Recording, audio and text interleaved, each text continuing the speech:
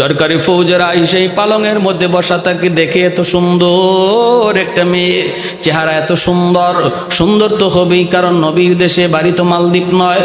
ওরা নিজেরাই কয় হায়রে এত সুন্দর মেয়েটাকে আজকে আমরা জিন্নাতের ভোগ বানাবো। এরাও আফসোস করে ধরতে চায়।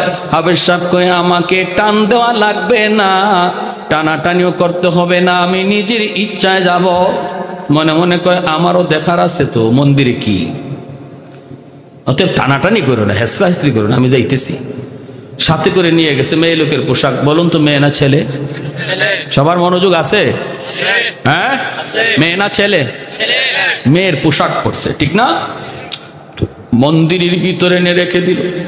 ওরা তো চলে আসলো।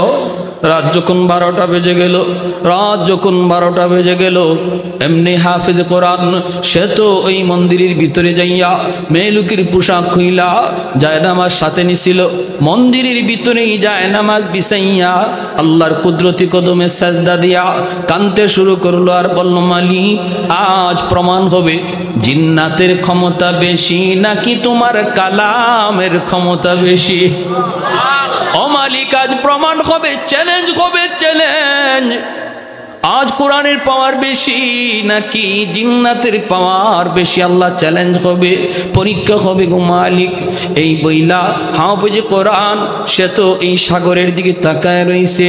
রাত যখন 12টা বেজে গেল, সরকারের পক্ষ থেকে পাগলা ঘন্টা বাজানো হলো, জনগণকে সতর্ক করা হলো, সতর্ক হয়ে যাও। সবাই তো সতর্ক হয়ে গেছে। ওই অবস্থায় সে সাগরের দিকে তাকায়, তাকায় দেখে পানিটা অনেক সাগরের মতো, পাহাড়ের মতো উঁচু হইয়া বিশাল বিদ্রুপ আকার রূপ নিয়ে মালদ্বীপের দিকে আসতেছে। ওই অবস্থায় হাফেজে কোরআন কয়, মালিক আমি তো তোমার কালাম থেকে সূরা ইয়াসিন তেলাওয়াত করব।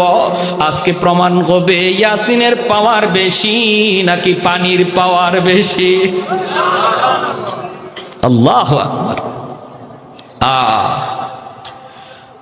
হাশরের মাঠে এই সূরা ইয়াসিন আমার নবী জান্নাতীদের সামনে পাঠ করবে, আর আল্লাহ নিজে সূরাতুর রহমান পাঠ করবে।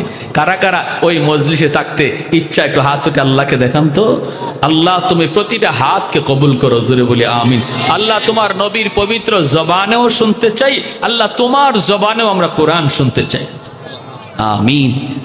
সূরা ইয়াসিন পড়া ফু দিছে।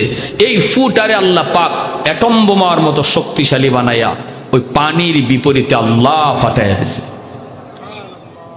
কোরআনের পাওয়ার আসেনি না নাই? সাগরের মাঝামাঝি যাইয়ে এমন ভাবে অ্যাকশন দিল, পাহাড় পরিমাণ উঁচু পানি মুহূর্তের ভিতরে সাগরে দেবে গেল। আল্লাহর কোরআন জয়ী হলো, আল্লাহর কোরআন জয়ী হলো, পানি দেবে গেল, জিন্নাত দেবে গেল, জিন্নাত পরাজিত হলো। ভাইরা বন্ধুরা, আল্লাহর কোরআনের পাওয়ার, কোরআনের পাওয়ার। আমাদের সিলেটের একজন বহুত বড় বুজুর্গ ছিলেন, নুরুদ্দিন ঘরপুরি রহমতুল্লাহি আলাইহি। আজ তিনি দুনিয়ায় নাই। এত বড় বুজুর্গ, এত বড় বুজুর্গ, তিনি শনিবার মঙ্গলবার পানি ফরা দিতেন। মানুষজন বোতল নিয়ে পানি নিয়ে হাজির হইতো। আল্লাহর ওলি ফু দিবেন, হাজারো হাজারো মানুষ পানি নিয়ে হাজির মাদ্রাসায়। এত মানুষকে হুজুরে ফু দিবেন কেমন করে? তিনি করতেন কি? তিনি বলতেন, এই যে মাদ্রাসার সামনে পুকুর, বিশাল বড় পুকুর, এই পুকুরের মধ্যে হুজুর একটা ফু দিতেন, ফু দিয়ে চলে যাইতেন আর বলতেন পুকুর থেকে পানি নাও। মানুষ পুকুর থেকে পানি নিত, কাম হয়ে যাইত। বিশাল বড় পুকুরে ফু দিয়া চলে যাইতেন। এক লোক লন্ডন থেকে আসছে, এসে হুজুর আমি আপনার খুব ভক্ত। এই বাচ্চারা এই দিকে কথা বলে কেন? হুজুর আমি আপনার খুব ভক্ত, হুজুর আমাকে একটু খাস করে পানি দেন। একটা কাচের জগের মধ্যে এইভাবে পানি নিয়ে হুজুরের সামনে হাজির হয়েছে। হাজির হয়ে হুজুর আমার একটু আলাদাভাবে একটু খাসভাবে একটু ফু দিয়া দেন। হুজুরে বলতেছে, আমি পুকুরে ফু দিলাম না, পুকুর থেকে নিয়ে যাও। হুজুর আমার এটি নয় না। কেন? কয় আপনি পুকুরের এক কোনায় ফু দিচ্ছেন, এই ফু আরেক কোনায় যায় কেমনে? বুঝে পড়ে না। এই ফু এবার থেকে ওবার যায় কেমনে? তো আল্লাহর ওলি কয় তোমার একিন হয় না? কয় না। কয়তে তুমি জগে ধরো, ভালো করে জগ ধরো, আমি ফু দিতেছি।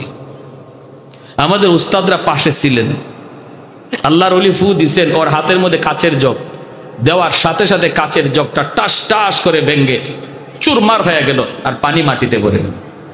উসমান হারুনি আল্লাহর এক বহুত বড় বলি, খাজা মঈনুদ্দিন চিশতি রহমতুল্লাহি আলাইহি উস্তাদ। খাদেম নিয়ে রওনা দিচ্ছেন শীতের রাত। অসুবিধা দিতেছে আপনাদের? শীতের রাত রওনা দিচ্ছেন, উনি অজু করবেন, খাদেমরে বলতেছেন বাবা একটু দেখো তো আগুন নি পাও, আমি পানিটা গরম করব। তো খাদেম যায় পায়া গেল কিছু মানুষকে আগুনের পূজা করে, আগুন জ্বালাইছে, আগুনের পূজা করে চতুর্দিকে উলু উলু উলু উলু দিতেছে, কারণ এর আগুনও ভগবান কয়। যায় কই ভাই একটু আগুন দিবানি? কই কেন? আমার হুজুরে ওজুর পানি গরম করবে। ওরা কই কি কও তুমি? আমরা আগুনের পূজা করি, আগুন ভগবান, এটা কোনো মুসলমানরে দেওয়া যাবে না, ভাগো ভাগো। ও চলে আসছে, হুজুর আগুন তো পাইছি কিন্তু দিবে না। ও কেন? কর আগুনের পূজা করে। উসমান হারুনি কত আমার লইয়ে যা। উনি আসছে, আইসা কই ভাই আগুন দাও। কয় আগেই তো বললাম দেব না। কেন দেব না? কয় আগুনের পূজা করি। কেন করো? কই মরলে পরে আগুন জ্বালাবে না, এজন্য আগুনের পূজা করে। কত মরলে পরে আগুন জ্বালাবে না, এটা তোমরা কেমনে বুঝবা? দুনিয়াতে একটু টেস্ট করে দেখো আগুন জ্বালায়নি না জ্বালায় না। যদি আঙ্গুলটা আগুনে দিলে পরে আগুন তোমাদের আঙ্গুল না জ্বালায়, তাহলে বোঝা গেল 60 বছর 70 বছরের আগুনের পূজা তোমাদের কামও লাগছে, সাকসেস। আর যদি আঙ্গুল জ্বালায় তাহলে বুঝবা মরণের পরেও আগুন ইচ্ছা মতো জ্বালাবে। অগ্নি পূজারীরা কয় বুঝছি মৌলবী তোমার উদ্দেশ্য বেশি ভালো না, আমাদেরকে আগুনে জ্বালায় মারার জন্য তুমি আসছো। উসমান হারুনি কয় কেন? কয় আগুনের স্বভাবই তো জ্বালানো। উসমান হারুনি কয় আগুনের স্বভাব জ্বালানো নয়, আগুনের স্বভাবটাই যদি জ্বালানো হতো ইব্রাহিম খলিলুল্লাহকে কেন আগুন জ্বালাইল না? তোর পাহাড় জলে ছাই ছাই, মূসা কালিমুল্লাহ তুর পাহাড়ে একটা পশম পর্যন্ত আগুন মূসা নবীর জ্বালাইল না।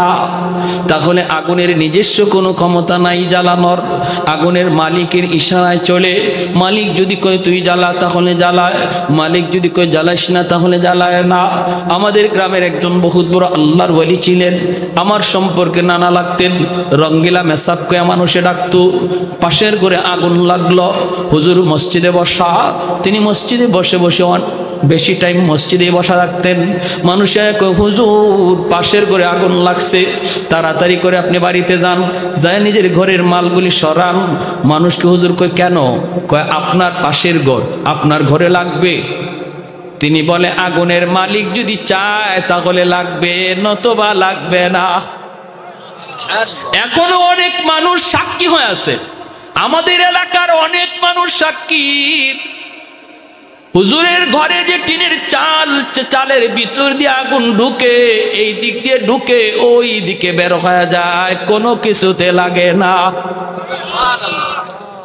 আগুন এই দিক দিয়ে ঢুকে ওই দিকে বের হয়, পাশের ঘর জ্বলে ছাই, হুজুরের ঘরে আগুন ঢুকে আর বের হয়, কোনো কিছু জ্বালায় নাই।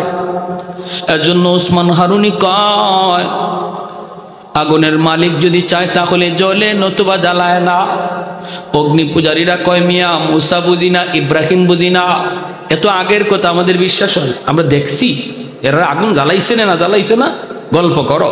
উসমান হারুনি কয় তাহলে তোমরা দেখতে চাও? কই দেখতে চাই। সাথে সাথে ছোট্ট একটা বাচ্চা ছিল, ওদেরই বাচ্চা, এই ছোট বাচ্চাটারে কোলে লইছেন, লইয়া আল্লাহু আকবার বলে এক লাফে আগুনের ভিতরে চলে গেলেন।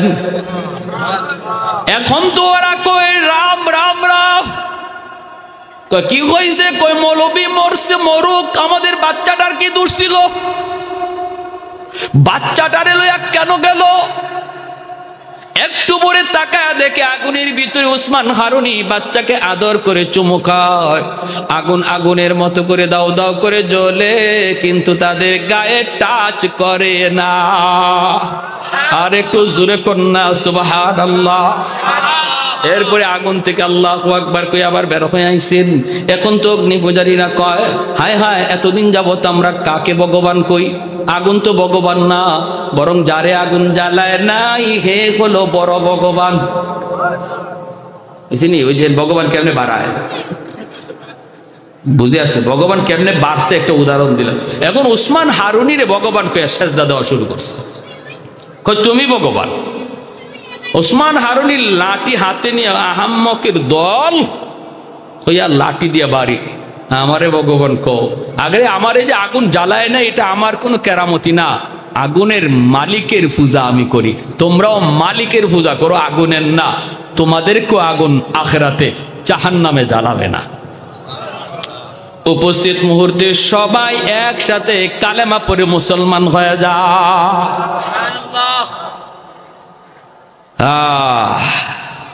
এজন্য অদ্ভুত কিছু দেখলেই ফাল দেওয়া যাবে না, লাভ দেওয়া যাবে না।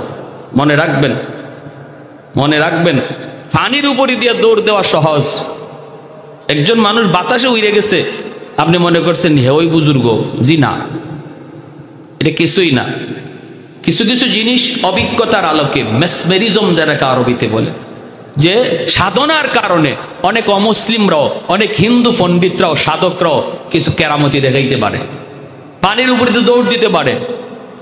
আব্দুল কাদের জিলানী রহমতুল্লাহ আলাইহির জমানায় এক অগ্নি পূজারী, এরকম মূর্তি পূজারী, হে বাতাসে উঠতেছে। আরেকজনে গিয়া কো, হুজুর কি কেরামতি আপনি দেখান, হে তো আকাশে উঠতেছে। কার এটা সাধনার দ্বারা দেখো, কি দেখবো? বড় পীর নিজের পায়ের জুতা কইলা বলতেছেন, তুই যা, তুই আকাশে উড়বে। জুতারে বলেন তুই আকাশে উড়বে, উইরে ওরে জুতা ফিটাই নামা। তো আব্দুল কাদের জিলানীর জুতা উঠছে আকাশে, উঠিয়া ওই হিন্দু সাধককে জুতায় ফিটাইতে ফিটাইতে জমিনে নামাইছে। কারামাতুল আউলিয়া হাক্কুন, ওলি আল্লাহদের কারামত হক, কারণ ওলিরা এটা নিজের ক্ষমতায় করে না, করান কে? আল্লাহ। নবীদের মুজিজাও নবীরা করান না, করান কে? আল্লাহ। আর আল্লাহ করান বিধাই অসম্ভব সম্ভব অসম্ভব হয়, মানুষের পক্ষে না, আল্লাহর পক্ষে সম্ভব। মানুষ যদি কোনো কিছু অসম্ভবকে সম্ভবকে অসম্ভব বানায় নিজের সাধ্যে, এটা নিজের সাধনার দ্বারা, এটার কোনো ভিত্তি নেই, যে কোনো মুহূর্তে এটা তছনছ হয়ে যাবে। ঠিক কিনা ভাই? হ্যাঁ। মালদ্বীপের জেলেরা সাগরে নামলো মাছ ধরার জন্য। হঠাৎ করে তারা তাকায় দেখে একটা ছোট্ট বালক পানির উপরে কাটে ভাসতেছে। তারা তার নৌকায় উঠালো, উঠাইয়া তারা বাজারে তুললো বিক্রি করার জন্য।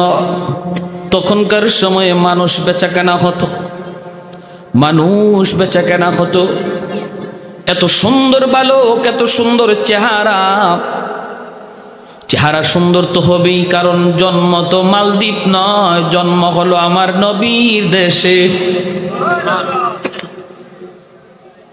এত সুন্দর বাজারে উঠাইলো, অনেক চড়া দাম, চড়া দাম। কেউ সাহস করে না কেনার জন্য। একজন হিন্দু মহিলা, মূর্তি পূজারী একজন মহিলা, অনেক সম্পদের মালিক, কিন্তু তার ছেলে সন্তান নাই, আছে শুধু একটা মেয়ে সন্তান। একটা ছেলের প্রয়োজন, খবর পাইল বাজারে একটা ছেলে তোলা হয়েছে বিক্রির জন্য। মহিলা টাকা পয়সা নিয়ে হাজির, জেলেদেরকে বলতেছে কত টাকা লাগবে নিয়ে নে, ছেলেটাকে আমাকে দে, আমার ছেলে নাই, আমি ছেলে বেলায় পালব, আমি সন্তান হিসাবে তারে রাখবো, আমাকে মা কে ডাকবে। হাফেজে কোরআনকে মা নিয়ে আসলো, মাকে মা কে ডাকে, বোনটারে বোন কয়, বোনটাও ভাইয়া কয়। এইভাবেই দিন যায়, রাত যায়, ভালোই চলছে। হাফেজে কোরআন, সে তার পরিচয় দেয় না। হঠাৎ করে একদিন দেখে মা কান্দে। মা তুমি কেন কান্না করো গো মা? মা কয়ে বাবা কান্দি। ও বাবা কান্দি এজন্য, মালদ্বীপে প্রতি বছর সিডর হয়, জলোচ্ছ্বাস হয়, অসংখ্য অগণিত মানুষ মারা যায়।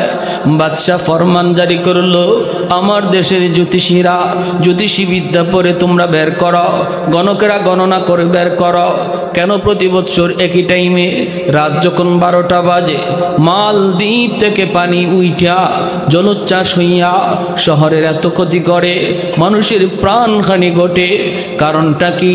কোন জায়গায় সমস্যা তালাশ করে বের করো। গণকেরা গণনা করে বের করে বলল, জাহাপনা আমরা যা জেনেছি, আমরা যা পেয়েছি, এটা একটা খবিস জিন্নাতের কারসাজি। এই জিনের দ্বারা এই কর্মকাণ্ড ঘটে। যদি বাঁচতে হয়, যদি বাঁচাইতে হয়, ওই রাতে, যেই রাতে সিডর হয়, ওই রাতেই সাগরের পারে যে রাম মন্দির রয়েছে, ওই রাম মন্দিরে একটা সুন্দরী কুমারী মেয়েটাকে যদি রেখে দেওয়া হয় তাহলে আর সিডর হবে না। কিন্তু সকালবেলা মেয়েটার লাশ পাওয়া যাবে, লাশ। জিন্নাত মেয়েটাকে খেয়ে ফেলবে, তারে মেরে ফেলবে, কিন্তু সিডর থেকে বেঁচে যাবে, মানুষজন বেঁচে যাবে, একজনের জান যাবে, 1000 জনের প্রাণ বাঁচবে। এবার আপনি সিদ্ধান্ত নেন কি করবেন। বাদশা হুকুম জারি করলো, সুন্দরী কুমারী মেয়েদের তালিকা তৈরি করো। প্রতি বছর একজন সুন্দরী মেয়েকে মন্দিরে জিন্নাতের ভোগ দেওয়া হবে, হাজারো মানুষের প্রাণ বেঁচে যাবে। ক্ষুদ্র স্বার্থ জলাঞ্জলি, বৃহৎ স্বার্থের জন্য এই সিদ্ধান্ত মোতাবেক লটারি দেওয়া হয়। লটারি, এ বাবা, এই বছর লটারিতে আমার একমাত্র মেয়েটার নাম চলে এসেছে। আমাকে সরকারিভাবে জানানো হয়েছে সন্ধ্যা রাতে মেয়েটাকে নিয়ে যাবে, মন্দিরে রেখে দেবে। বাবা, এজন্য আমি মা কাঁদতেছি, এজন্যই আমি কাঁদতেছি। বলো না বাবা, আমি তো মা, আমি তো মা, আমি তো মা। কেমন করে সন্তান চোখের সামনে মারা যায়, আমি মা কেমন করে সেটা সইব। সন্তানের বিপদ বাপ মা সইতে পারে না। এমনকি অনেক বাপ মা সন্তানের জন্য নিজের জীবন দিতে রাজি হয়, ঠিক কিনা? এমনও কয়, আল্লাহ আমার সন্তানের অসুস্থতা আমাকে দিয়ে দাও, বিনিময়ে আমার সন্তানের হায়াত তুমি বাড়ায় দাও। বহু বাপ মা এমন আছে, বহু বাপ মা এমন আছে, আল্লাহ আমার হায়াতটা আমার সন্তানরে দিয়ে দিলাম, তবু আমার সন্তানের হায়াত তুমি বাড়াও। বাপ মাই শুধু বুঝে সন্তানের কদর, কিন্তু এই সন্তান নিজে বুঝে না বাপ মার কদর, ঠিক না? বুঝবে একদিন যেদিন নিজে বাবা হবে, বুঝবে একদিন যেদিন নিজে মা হবে, যে মা আর বাবার কলিজায় সন্তানের প্রতি কেমন দরদ, এটা বুঝে আসবে যেদিন নিজে বাপ মা হয়। আমার বাচ্চাটা একদিন ঘুমাই দিছি, হ্যাঁ এরকম ঘুমাই দিছি আমি, ছোট বাচ্চাটা। এখন সে খেলার সাথী খুঁজে, বাবারে খেলার সাথী পায়, কিন্তু আমি তো ঘুমাই দিছি, তার তো খেলার সাথী নাই। আসছে আইসা এরকম ভাবে আমার বালিশটার মধ্যে নিজের বালিশটায় মাথা দিয়া ও এরকম আমার শরীরের সাথে ঘেঁষাইতেছে, ডাক দেয় না, ঘেঁষাইতেছে, আর আমার গালের সাথে নিজের গাল লাগাইতেছে, যেন আমার ঘুম ভেঙে যায়, আমার ঘুম থেকে জাগানোর জন্য। ছোট 6 বছরের বাচ্চা। তো এরকম যদি গালে গালে গাল লাগায়, আবার মাঝে মাঝে নাকও লাগায়, আমার নাকের সাথে নাকও লাগায়, তো এরকম করতে গিয়ে আমার ঘুম ভেঙে গেছে। কিন্তু আমার ঘুম ভাঙলেও আমি ভান ধরে রয়েছি, চোখ খুলতেছি না, কই দেখি আর কি করে। একটা পর্যায়ে দেখি আমারে ঘুম ভাঙানোর জন্য আমার মেয়েটা একদম আমার নাকে কপালে টুটি চুমাইতেছে। তখন ঘুমটা ভাঙছে ঠিক, কিন্তু হঠাৎ আমার মনে পড়ে গেল, আজ আমি আমার বাচ্চাটার প্রতি যেমন দরদ, আমার ঘুমটা ভাঙছে, একটু ধমক দিলাম না।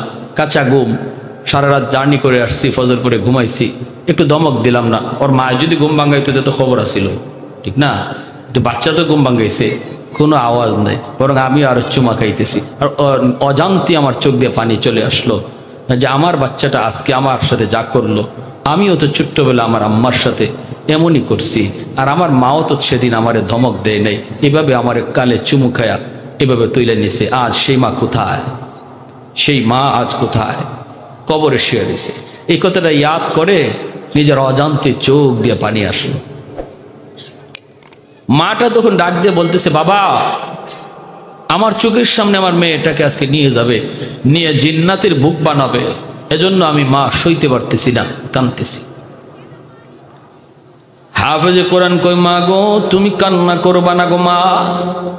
মার কাছে গিয়ে মাকে সান্ত্বনা দেয়, মা তুমি কাঁদবা না, কোনো সমস্যা হবে না আমার বোনের, এই জটিল বিষয়ের সমাধান করব আমি। আল্লাহু আকবার। মা সমাধান করব আমি, বোনের কোনো ক্ষতি হতে দেব না। মা কয় বাবা কেমনে করবা? কয় আমার বোনের কাপড় পইরা আমি নিজে বসে যাব, আমার বোনের কাপড় পরে আমি মেয়ে লোক সেজে বসে থাকবো, ওরা আমাকে মেয়ে লোক মনে করে নিয়ে যাবে। আমি যাই একটু দেখবো জিন্নাতের শক্তি বেশি না আমার শক্তি বেশি, আমি যাই দেখবো ওই মন্দিরে কি ঘটনাটা ঘটে, আমি দেখবো গো মা, তুমি টেনশন করো না। মা কয় না বাবা, আমি তোমাকে হাতছাড়া করতে পারি না বাবা, তোমাকে অনেক পয়সা দিয়ে আনছি, অনেক মহব্বত তোমার প্রতি, মেয়ে তো একদিন বিয়ে দেব, মেয়ে তো একদিন এমনি না এমনি চলে যেত, কিন্তু আমি যদি বৃদ্ধ হয়ে যাই আমার দেখাশোনা কে করবে? বড় আশা করে তোমাকে এনেছি, না বাবা তোমাকে আমি হাত ছাড়া করতে পারি না। হাফেজে কোরআন কই মা গো তুমি ভয় পাও, ভয় পাও আমাকে জিন্নাতরা মেরে ফেলবে, আমাকে ভোগ হিসাবে খেয়ে ফেলবে। মা তুমি জানো না, জানো না, জানাই নাই মা গো আমার সিনার ভিতরে কি আছে জানো না? আমার সিনায় যেই শক্তি আছে সেই শক্তি সিডরের শক্তির চেয়ে, ওই জিন্নাতের চেয়ে 1000 গুণ বেশি, যার নাম হলো আমার মালিকের 30 পারা কোরআন। আর একটু জোরে কোন সুবহানাল্লাহ। আল্লাহর কালামের পাওয়ার আছে না নাই? এইবার দেখার বিষয়ে কোরআনের পাওয়ার কি পরিমাণ, কি পরিমাণ কোরআনের পাওয়ার। মহিলা মানুষ, সে তো হিন্দু মানুষ, সে তো মূর্তি পূজারি, সে তো আল্লাহ চিনে না, কোরআন চিনে না, কোরআন বুঝেও না। কি বলবে? ময় কয় বাবা আমি এত কিছু বুঝি না, আমি তোমাকে দিব না। কয় মা গো টেনশন করো না, বোনটারে নানার বাড়ি পাঠাও, নানির হাতের পিঠা খাইতে দাও, আর বোনের কাপড় আমারে পরাও, বসায় রাখো মেয়ে লোক সাজায়া, আমার দাড়ি নাই মোছ নাই, ওরা বুঝবে না আমি যে ছেলে, আমাকে মেয়ে মনে করে বসায় দাও, ওরা আমাকে নিয়ে যাক গো মা, কোনো টেনশন তুমি করবা না। বোনের জামা কাপড় পরে হাফেজ সাহেব মেয়ে লোক সেজে পালঙে বসা, আর বোন রে নানার বাড়ি পাঠায় দিছে। বুঝেনি? সন্ধ্যাবেলা সরকারি ফৌজ দরজার পাশে আইসে টক টক টক টক নক করেছে। মা দরজা খুলছে, খুললেই দেখে সরকারি ফৌজ, এমনি দিল কাইপে উঠছে। মহিলা যতই সন্তানের ছেলে বুঝাইতেছে, এরপরও তো পুরা একিন তো নাই, কোরআন সম্পর্কে তো বুঝেও না। হ্যাঁ, তাহলে হে কথাটার উপরে 100 একিন আনবে কেমন করে? দেখি কয় রাম রাম রাম রাম রাম। আবার সব কই রাম কইও না, রামে কাম হইব না, কাম যেখানে হইব এখানে আমার কন্টাক্ট হয়ে গেছে। সুবহানাল্লাহ জোরে কোন না। হ্যাঁ, ভগবান কইতে তো দেরি হয় না। নবীর যুগে বাইতুল্লাহ মূর্তি আছিল 360টা, এই 360 মূর্তি এখন 33 কোটি হইল কেমনি? হ্যাঁ, এটা হইছে এমনি অদ্ভুত কিছু দেখলেই ভগবান। গরু ভগবান কেন? দুধ দেয়, অথচ উলান কাটলে দুধ পাওয়া যায় না, ঠিক না? কত ভগবান। বটগাছ কয়টাও ভগবান। কেন? কয় বয়স 200 বছর, এজন্য হয়েছে নি কাম। গঙ্গা কয়টাও ভগবান, কবে থেকে শুরু হয়েছে এখনো পর্যন্ত চলতেছে, তো এটাই ভগবান। তুলসী গাছ কয়টা পাতা খাইলে কাশ ভালো হয়, তুই ভগবান। অন্য সরকারি ফৌজেরা সেই পালঙের মধ্যে বসা তাকে দেখে এত সুন্দর একটা মেয়ে, চেহারা এত সুন্দর, সুন্দর তো হবেই, কারণ নবীর দেশে, বাড়ি তো মালদ্বীপ নয়। ওরা নিজেরাই কয় হায়রে এত সুন্দর মেয়েটাকে আজকে আমরা জিন্নাতের ভোগ বানাবো। এরাও আফসোস করে ধরতে চায়। হাফেজ সাহেব কয় আমাকে টান দেওয়া লাগবে না, টানাটানিও করতে হবে না, আমি নিজের ইচ্ছায় যাব। মনে মনে কয় আমারও দেখার আছে তো মন্দিরে কি, অতএব টানাটানি করো না, হেসরা হেসরি করো না, আমি যাইতেছি। সাথে করে নিয়ে গেছে মেয়ে লোকের পোশাক। বলুন তো মেয়ে না ছেলে? সবার মনোযোগ আছে? হ্যাঁ, মেয়ে না ছেলে? মেয়ের পোশাক পরছে, ঠিক না? মন্দিরের ভিতরে এনে রেখে দিল। ওরা তো চলে আসলো, রাত যখন 12টা বেজে গেল, রাত যখন 12টা বেজে গেল, এমনি হাফেজ কোরআন সে তো ওই মন্দিরের ভিতরে যাইয়া মেলুকির পোশাক খুইলা জায়নামাজ সাথে নিছিল, মন্দিরের ভিতরেই জায়নামাজ বিছাইয়া আল্লাহর কুদরতি কদমে সাজদা দিয়া কানতে শুরু করলো আর বলল, মালিক আজ প্রমাণ হবে জিন্নাতের ক্ষমতা বেশি নাকি তোমার কালামের ক্ষমতা বেশি। ও মালিক আজ প্রমাণ হবে, চ্যালেঞ্জ হবে, চ্যালেঞ্জ। আজ কোরআনের পাওয়ার বেশি নাকি জিন্নাতের পাওয়ার বেশি, আল্লাহ চ্যালেঞ্জ হবে, পরীক্ষা হবে গো মালিক। এই বইলা হাফেজ কোরআন সে তো এই সাগরের দিকে তাকায় রইছে। রাত যখন 12টা বেজে গেল, সরকারের পক্ষ থেকে পাগলা ঘন্টা বাজানো হলো, জনগণকে সতর্ক করা হলো, সতর্ক হয়ে যাও। সবাই তো সতর্ক হয়ে গেছে। ওই অবস্থায় সে সাগরের দিকে তাকায়, তাকায় দেখে পানিটা অনেক সাগরের মতো, পাহাড়ের মতো উঁচু হইয়া বিশাল বিদ্রুপ আকার রূপ নিয়ে মালদ্বীপের দিকে আসতেছে। ওই অবস্থায় হাফেজে কোরআন কয়, মালিক আমি তো তোমার কালাম থেকে সূরা ইয়াসিন তেলাওয়াত করব, আজকে প্রমাণ হবে ইয়াসিনের পাওয়ার বেশি নাকি পানির পাওয়ার বেশি। আল্লাহু আকবার। হাশরের মাঠে এই সূরা ইয়াসিন আমার নবী জান্নাতীদের সামনে পাঠ করবে, আর আল্লাহ নিজে সূরাতুর রহমান পাঠ করবে। কারা কারা ওই মজলিসে থাকতে ইচ্ছা একটু হাত উঠে আল্লাহকে দেখান তো। আল্লাহ তুমি প্রতিটা হাতকে কবুল করো, জোরে বলি আমিন। আল্লাহ তোমার নবীর পবিত্র জবানেও শুনতে চাই, আল্লাহ তোমার জবানেও আমরা কোরআন শুনতে চাই, আমিন। সূরা ইয়াসিন পড়া ফু দিছে, এই ফুটারে আল্লাহ পাক অ্যাটম বোমার মতো শক্তিশালী বানায়া ওই পানির বিপরীতে আল্লাহ পাঠাইয়া দিছে। কোরআনের পাওয়ার আসেনি না নাই? সাগরের মাঝামাঝি যাইয়ে এমন ভাবে অ্যাকশন দিল, পাহাড় পরিমাণ উঁচু পানি মুহূর্তের ভিতরে সাগরে দেবে গেল। আল্লাহর কোরআন জয়ী হলো, আল্লাহর কোরআন জয়ী হলো, পানি দেবে গেল, জিন্নাত দেবে গেল, জিন্নাত পরাজিত হলো। ভাইরা বন্ধুরা, আল্লাহর কোরআনের পাওয়ার, কোরআনের পাওয়ার। আমাদের সিলেটের একজন বহুত বড় বুজুর্গ ছিলেন, নুরুদ্দিন ঘরপুরি রহমতুল্লাহি আলাইহি, আজ তিনি দুনিয়ায় নাই। এত বড় বুজুর্গ, এত বড় বুজুর্গ, তিনি শনিবার মঙ্গলবার পানি ফরা দিতেন। মানুষজন বোতল নিয়ে পানি নিয়ে হাজির হইতো, আল্লাহর ওলি ফু দিবেন, হাজারো হাজারো মানুষ পানি নিয়ে হাজির মাদ্রাসায়। এত মানুষকে হুজুরে ফু দিবেন কেমন করে? তিনি করতেন কি? তিনি বলতেন, এই যে মাদ্রাসার সামনে পুকুর, বিশাল বড় পুকুর, এই পুকুরের মধ্যে হুজুর একটা ফু দিতেন, ফু দিয়ে চলে যাইতেন আর বলতেন পুকুর থেকে পানি নাও। মানুষ পুকুর থেকে পানি নিত, কাম হয়ে যাইত। বিশাল বড় পুকুরে ফু দিয়া চলে যাইতেন। এক লোক লন্ডন থেকে আসছে, এসে হুজুর আমি আপনার খুব ভক্ত। এই বাচ্চারা এই দিকে কথা বলে কেন?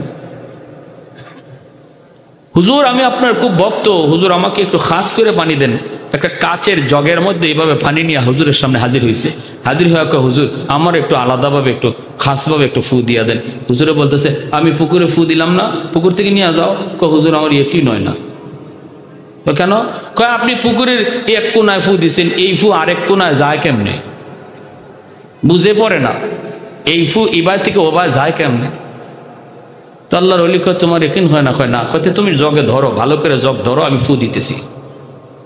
আমাদের উস্তাদরা পাশে ছিলেন, আল্লাহর ওলি ফু দিছেন, ওর হাতের মধ্যে কাচের জগ দেওয়ার সাথে সাথে কাচের জগটা টাস টাস করে ভেঙ্গে চুরমার হয়ে গেল, আর পানি মাটিতে পড়ে গেল। আল্লাহর কোরআনের পাওয়ার আসেনি না নাই? আসেনি না নাই? হ্যাঁ। আর আমরা কই কি হুজুর কেমনে বুঝি? ইমাম সাহেবের কত পানি পড়া নিছি, কাম হয় না। কাম হবে কেমনে? যেই যুগে হুজুরদের পানি পড়া কাম হতো, এই যুগে মুসলমানের ঘরে রহমতের দরজা খোলা ছিল। মুসলমানের ঘরে কোরআন তেলাওয়াত হলে রহমত আসে। আর কোরআন তেলাওয়াত হতো সকালবেলা ফজরের পর, হাঁটলে পরে কোরআন তেলাওয়াতের আওয়াজ শোনা যাইত। তখন মুসলমানের ঘরে রহমতের দরজা খোলা ছিল। হুজুররা পানি পড়া দিত, কোরআন দিয়ে ফু দিত, এই ফু রহমতের দরজা দিয়ে আগে আপনার ঘরে ঢুকতো। আর এখনের জমানায় কোরআন এমন ভাবে আমাদের ঘরে প্রতিদিন টেলিভিশন চালু হয়, কিন্তু আল্লাহর কালাম সপ্তাহ টিকে দিছে। এখন হুজুর এখন কি করব? আমি বললাম কি করব মানে? তো এটাও নিজের মন রে জিগান, হুজুর এক কাজ করি, টেলিভিশন ঘরেই থাকো, কোরআন শরীফ বারান্দায় দিয়া দিই। নাউজুবিল্লাহ, আসতে কইবেন এই মানুষ যদি কয় হুজুরের ফুতে কাম হয় না, তোমার কিসে কাম হইতো? কাম হইতো তোমার কিসে? তোমার গলায় যদি তাবিজ না দিয়া ইট ঝুলাই দেওয়া হয় তাও কাজ হবে না, আর বোতলে পানি না দিয়া যদি কলস বইরা পানি ফু দেয় তাও কাম হবে না। কারণ তোমার ঘরে কোরআন বারান্দায় আর মেইন ঘরে টেলিভিশন। রহমতের দরজা দিয়ে আল্লাহর কালাম ঢুকতে যায়, যায় দেখে আপনার ঘরের দরজা বন্ধ। আল্লাহর কোরআন রহমতের দরজা ছাড়া ঢুকে না। টেলিভিশন যেই ঘরে চলে, গান বাজনা প্রতিদিন চলে, কোরআন তিলাওয়াত হয় না, এই ঘরে রহমতের দরজা বন্ধ, গজবের দরজা খোলা। এজন্য আল্লাহর কোরআন গজবের দরজা দিয়ে ঢুকে না, রহমতের দরজা ছাড়া ঢুকে না। আল্লাহ আমাদের সহি বুঝ দাও। মা বোনদেরকে অনুরোধ করে বলবো, ঘরে অশান্তি, স্বামী ভালোবাসা পাও না, সন্তান কথা শুনে না, অশান্তির আগুনে জ্বলতেছ, আল্লাহর দোহায় যেই জিনিসে শান্তি আনে সে কোরআন তেলাওয়াত শুরু করো। এখনো সময় আছে, কোনো তাবিজ পড়া পানি পড়া লাগবে না, ঘরে কোরআন তেলাওয়াত শুরু করো, অটোমেটিক আসমানি ফয়সালা, রহমত চলে আসবে।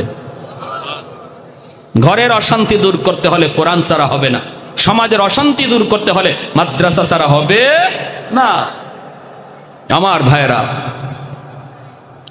এইবার যেই মাত্র সকালবেলা সরকারি ফৌজরা আসছে লাশ নেওয়ার জন্য মন্দির থেকে, এসে দেখে লাশের কোনো বংশ নাই, বরং একটা ছোট্ট বালক কোরআন তেলাওয়াত করতেছে মন্দিরের ভিতরে। সরকারি ফৌজরা কয়, বাবা লাশটা কোথায়? হাফেজ সাহেব কই, লাশ কোথায় তোমরা পাবা? কয় কেন, গত রাত যে মেয়েটারে আনলাম। কয় গত রাত তো মেয়ে আনো নাই, আমারই তোমরা নিয়ে আসছো। মেয়ে লোক মনে কইরা আমার বোনকে নানার বাড়ি পাঠায় দিছি। সরকারি ফৌজরা কয়, বেটা তাহলে তুই মরলি না, সিডরও হলো না, পানিও হলো না, তুইও মরলি না, ঘটনা কি? হাফেজ কোরআন কয়, তোমরা মনে করেছ জিন্নাত আমাকে মেরে ফেলবে, খেয়ে ফেলবে, কিন্তু তোমরা জানোই না আমার সিনায় কি পরিমাণ পাওয়ার।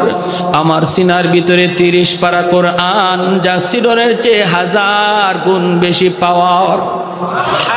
সরকারি ফৌজরার সাথে সাথে বাদশার কাছে চলে গেল, যা বাদশাকে খবর দিল। বাদশাহ দ্রুত বেগে হাজির হয়ে গেল, মন্ত্রী লইয়া, পরিষদ লইয়া হাজির। এই বলতেছে, বাবা কি শুনাইছো? যদি এমনই হয় তাহলে আমরাও আর অন্ধকার ধর্মে থাকতে চাই না, আমরাও কালেমা পড়ব, কিন্তু বাবা আমি নিজের চোখে দেখতে চাই আল্লাহর কালামের ক্ষমতা। আগামী বছর 1 তারিখে আমরা তোমাকে এই জায়গায় রাখবো, সাগরের পারে দাঁড়ায় দাঁড়ায় আমি বাদশাহ মন্ত্রী পরিষদ লিয়া সব দেখব, নিজের চোখে দেখব। যদি এমনই হয় কথা দিলাম আমি বাদশাহ শুধু একা নয়, জনগণ লইয়া মুসলমান হব। এই হলো ইতিহাস। আগামী বছর একই টাইম হাফিজ সাহেবকে মন্দিরে রাখা হয়। সরকার তার বাহিনী লইয়া, মন্ত্রী পরিষদ সব লইয়া সাগরের পারে দাঁড়ায়। রাত যখন 12টা বেজে যায়, সাগরের দিকে তাকায় দেখে পানি অদ্ভুত ক্ষমতাসীন, অনেক ক্ষমতা লইয়া পানি উঠতেছে। হায় রে, এই পানি নর্মাল পানি, সাধারণ পানি হঠাৎ করে এরকম ভাবে ভয়ঙ্কর রূপ নেয়। ভাইরা বন্ধুরা, এটা আল্লাহ পাক মাঝে মাঝে কুদরত দেখায়। জমিন মাঝে মাঝে আল্লাহর কাছে আবদার করে, মালিক এই জমিনে যেই পরিমাণ গুনাহ হয়, যেই পরিমাণ অত্যাচার হয়, যেই পরিমাণ জুলুম হয়, গুনাহ হয়, আমি জমিন আর বরদাস্ত করতে পারি না, একটু অনুমতি দাও, আমি জমিনটারে ধুয়ে মুছে পরিষ্কার করে দেই। এমনি ভাবে আকাশ কয় মালিক আর সইতে পারি না, আমি আকাশ ভেঙে পড়ি। জমিন কয় আমি গিলে ফেলি। আবতালিউ ইবনা আদম ফি কারি লিআন্নাহুম ইয়ারযুকু বিরিজকিকা ওয়া ইয়াসিকা ওয়া ইয়াতাকাল্লামু বিলিসানিকা ওয়া ইয়াসিকা ওয়া ইয়ারজুলু বিরিজলিকা ওয়া ইয়াসিকা আসবিরু ইলা মাতা আসবিরু। জমিন কয় আর কত আমি ধৈর্য ধরব।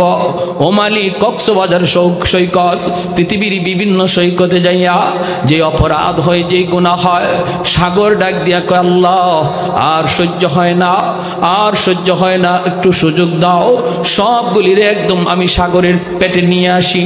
আল্লাহ পাক ধমক দিয়া কয় জমিন থাম থাম, আমার আর আমার বান্দাদের মাঝখানে তুমি নাক গলাইতে আসবা না, কারণ আমার বান্দার ভিতরে তুমি নাক গলাইতে আসবা না।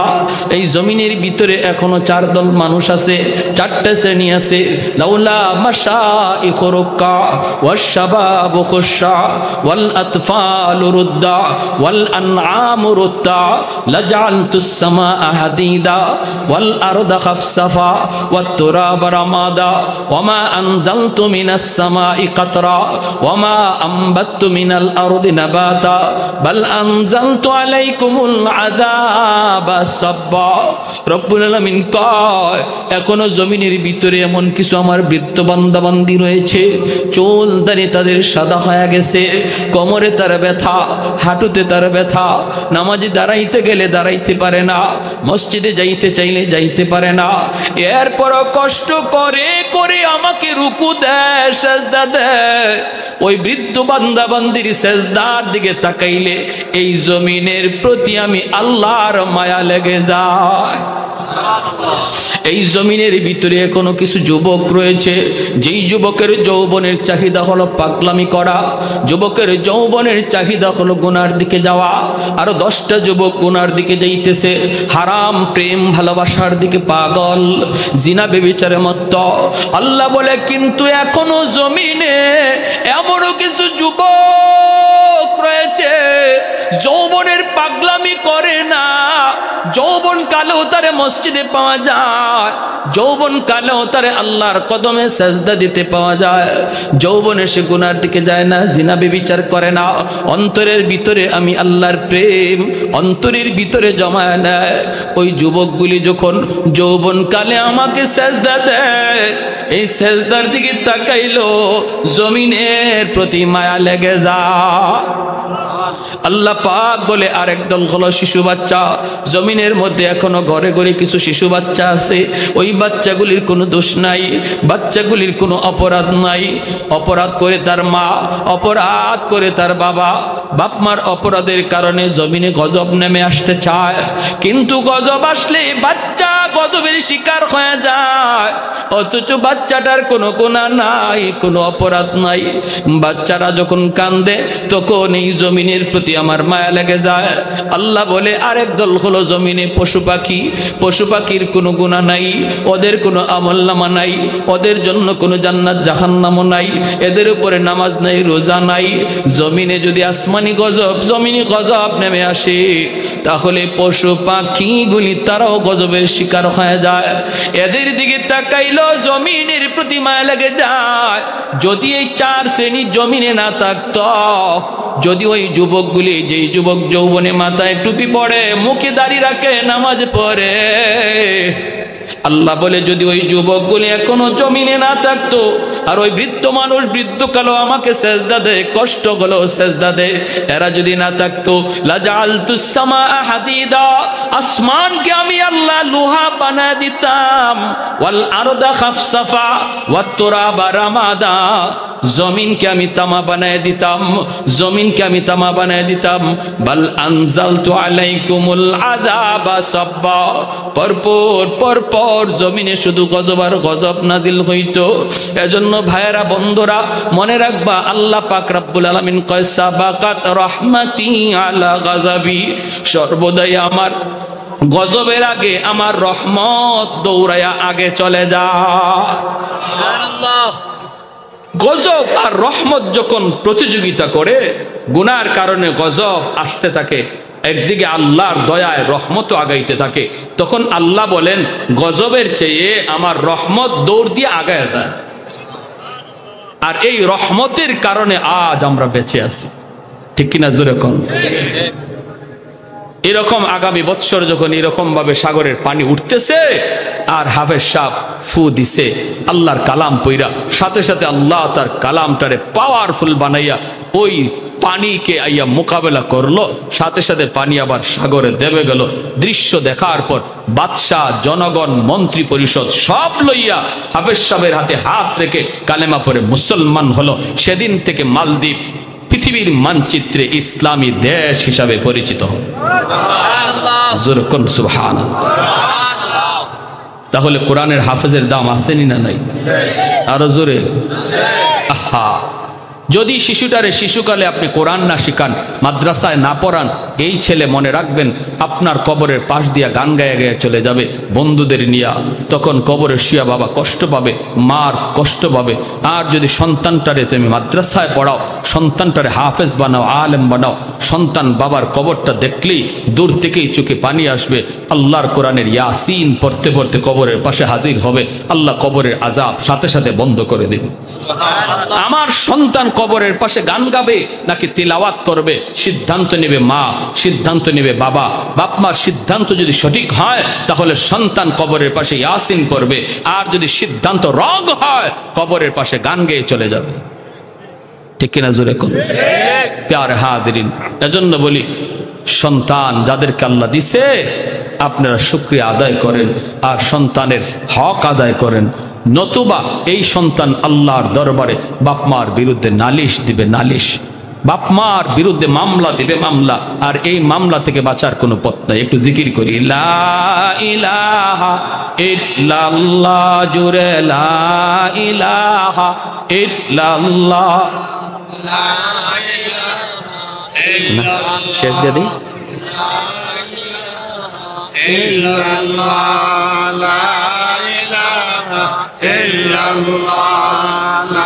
আলেকশন করতে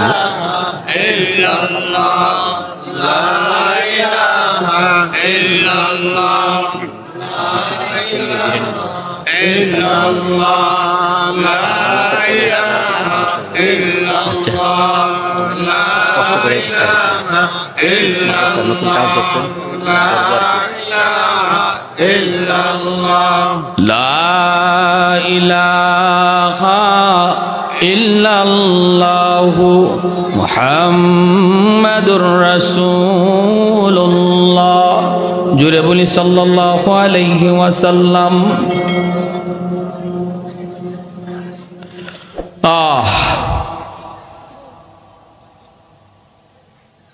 হাসরের মাঠে আল্লাহ হাসরবাসীর সামনে একটা ঘোষণা দিবে,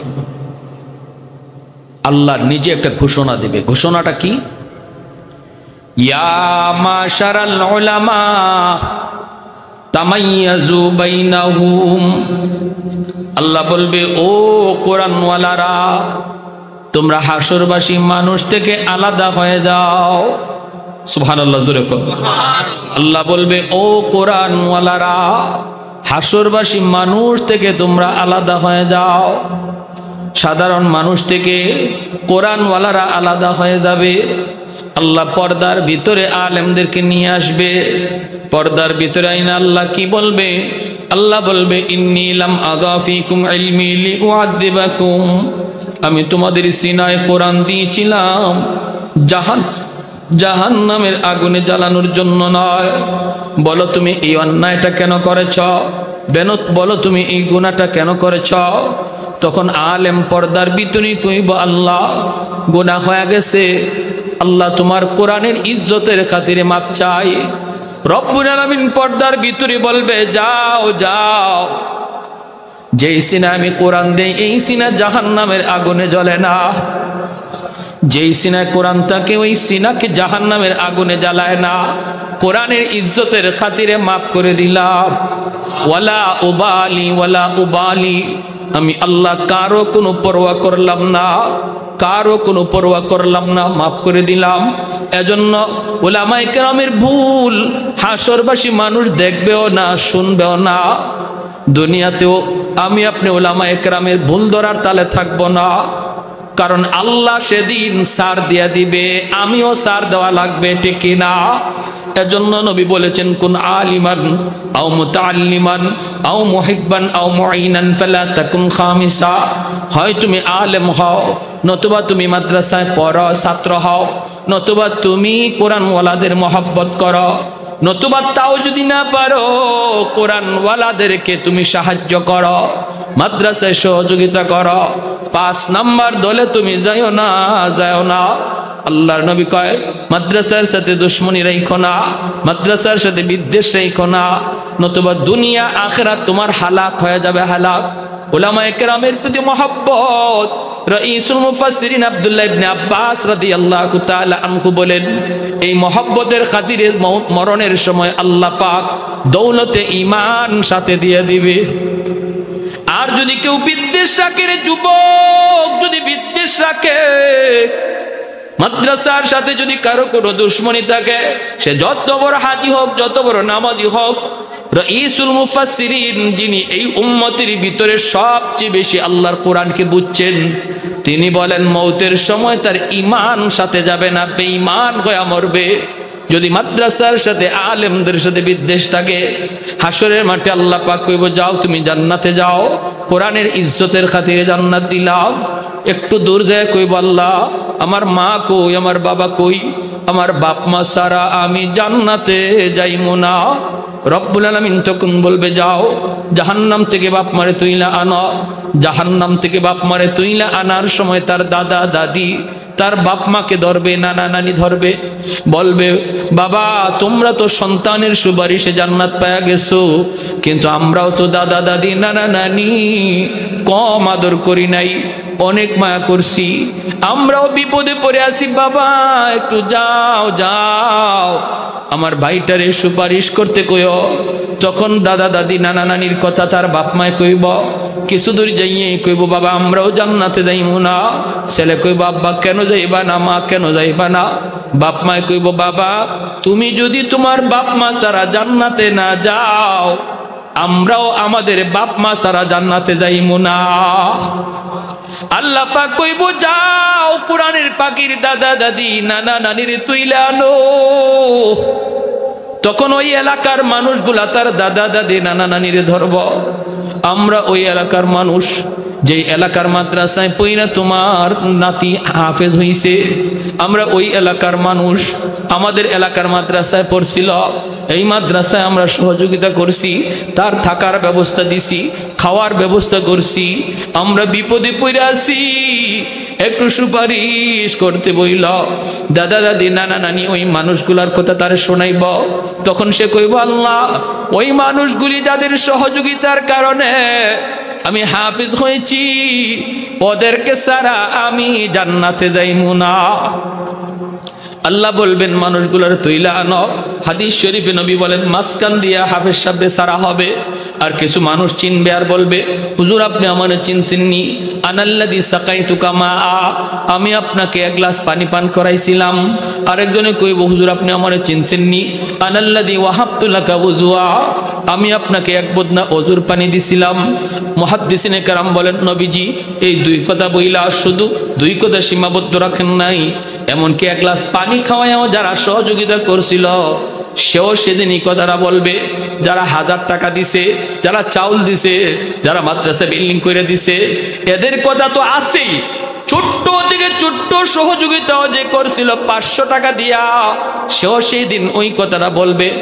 আল্লাহ পাক রব্বুল আলামিন তখন ফেরেশতাদেরকে বলবে, আমার কোরআনের পাখিরে যতজনে চিনে আর সে যতজনকে চিনতেছে সবাইকে সহ বরযাত্রীর মতো জান্নাতে ঢুকায়া দাও। এর জন্যই একজন হাফেজ সাহেব, একজন আলেম, সে হাফেজ আলেম হওয়ার পিছনে যত মানুষের অবদান ছিল সবাইকে সুপারিশ করে সে জান্নাতে নিয়ে নেবে। তাহলে আমি যদি হাফেজে কোরআনের বাবা মা হই, আমি তো 1 নম্বরের সুপারিশ পাবো, দাদা দাদি হলেও 2য় পর্যায়ে সুপারিশ পাবো, 3 নম্বর পর্যায়েও আমি যদি সহযোগিতা করি আমিও সেদিন সুপারিশ অংশীদার হব। অতএব সহযোগিতা করার দরকার আছে নি না নাই? একজন ভাই সবার আগে বলেন, হুজুর আমি ইনশাআল্লাহ নবীর বাগানে 10,000 টাকা দিব। একজন ভাই হিম্মত করে বলেন, আল্লাহ যেন আপনার আওলাদ থেকে, আল্লাহ যেন আপনার নাতি নশা থেকে, আপনার পরিবার থেকে কোরআনের হাফেজ আল্লাহ কবুল করে, আলেম কবুল করে। খাস করে আমি দোয়া করব, একজন ভাই হিম্মত করেন। অথবা সন্তান বা নাতি মাদ্রাসায় দিছেন, আল্লাহ যেন তার সিনায় কোরআন রাখে, এই নিয়ত কইরা দিলটারে নরম কইরা নবীর বাগানে 10,000 টাকা কে সবার আগে দিবেন। যিনি সবার আগে দিবেন, এরপরে যতজন বলবে আল্লাহ সমান সব আপনারও দিবে, কারণ আপনার কারণে সবাই উৎসাহ পাইছে। আমার ভাই, নবীর ঘরে দিলে নবীর রওজায় আল্লাহ নগদ খবর পৌঁছায়। আল্লাহর ঘরে দিলে আল্লাহ খুশি হয়, নবীর ঘরে দিলে নবী খুশি হয়, ঠিক কিনা ভাই? এজন্য একজন ভাই সবার আগে হিম্মত করে বলেন, হুজুর আমি ইনশাআল্লাহ 10,000 টাকা দিব। একজন ভাই, আল্লাহ তুমি কবুল করো। একজনও উঠবেন না, সবাই একটু শুধু দিল থেকে দোয়া করেন।